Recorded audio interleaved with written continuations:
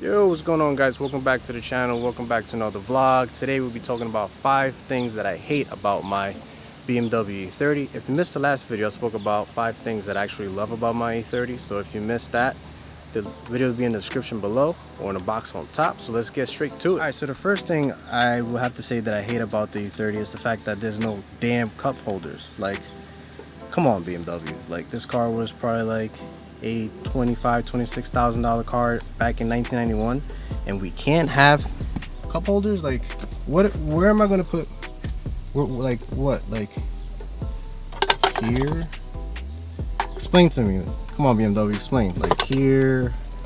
I'm gonna put it here, or just like there? Like what? Like what are we doing? Like, I don't get it. So can't have a can, or I can't have a basically an open container like this, because it's just gonna spill all over the place. So what I do is I'll try to get a bottle and I'll just wedge it in there like that.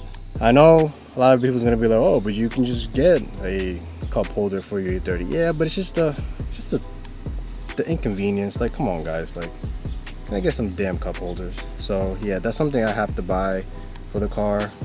Things are like $100. Like, I feel like I could do so much other things with $100. So right now, just wedge it right there. But I can't lie, it's really frustrating. All right, so number 2 on the list would have to be the fact that BMW's most European cars comes with wheel bolts instead of lug nuts. I actually did the conversion already on this car. I put extended studs on here, but before it came with wheel bolts, it was a pain in the butt to take the wheels off and all this other stuff. So I actually have a video where I do a do-it-yourself, and I explain where I got the parts from and what company I used. So if you missed that video, the video is going to be in the description below and the box on top. But definitely the fact that BMWs come with wheel bolts, it's a pain. Basically, every time I take the wheels off, I will have to like balance it, and it's just a pain. So yeah, that's something that I really didn't like when I first got the BMW. Alright, so number 3 on the list that I don't like about the E30 is the fact that for me to put coilovers on this thing, I gotta take the front assembly off, cut and weld. That to me is just so much of a hassle. Like me, I'm coming from the JDM world where I'll just buy the coilovers. It gets here in 2 days, and when it gets here, I'll slap it in there and that's it.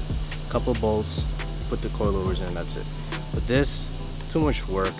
For those that are wondering, right now I'm on Bilstein struts, H&R lowering springs with an E90 drop pads. So that's what I got.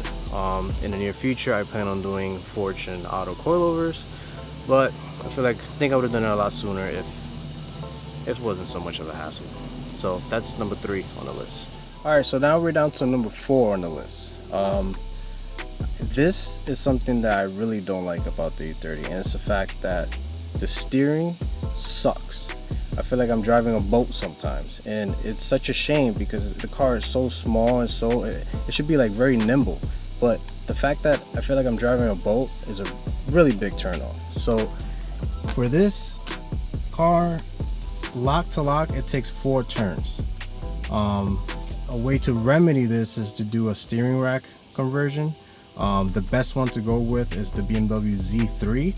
The lock to lock on the Z3 rack is 2.7 turns. Now that is what an enthusiast would want.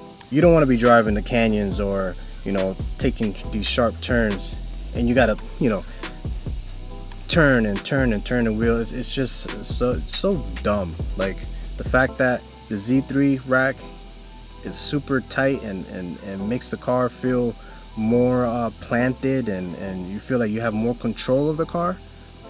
That's something that has to be done on an E30.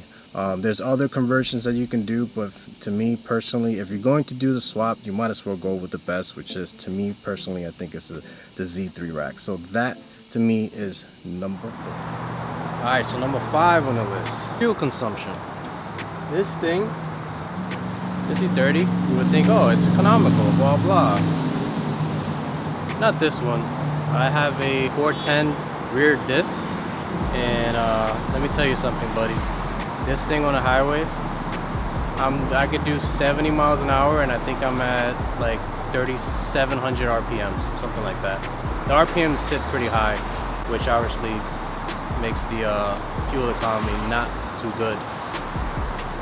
Can't complain too much. It is fun to drive, but if I have to say, I definitely don't like the fact that I gotta be at the gas station like every 3 days or so.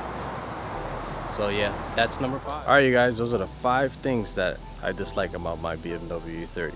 If you like the video, please hit the like button. If you're new here, definitely consider subscribing, as I have a ton of new videos coming straight to you guys. Forgot to mention, I put a deposit on some wheels for this thing. I'm telling you right now, it's gonna be a game changer. I don't think I've seen an E30 with these wheels, but just gotta stay tuned. It should be here first, second week of September. So stay tuned, follow the channel, and please stay safe, stay healthy, and I'll see you in the next one. Peace.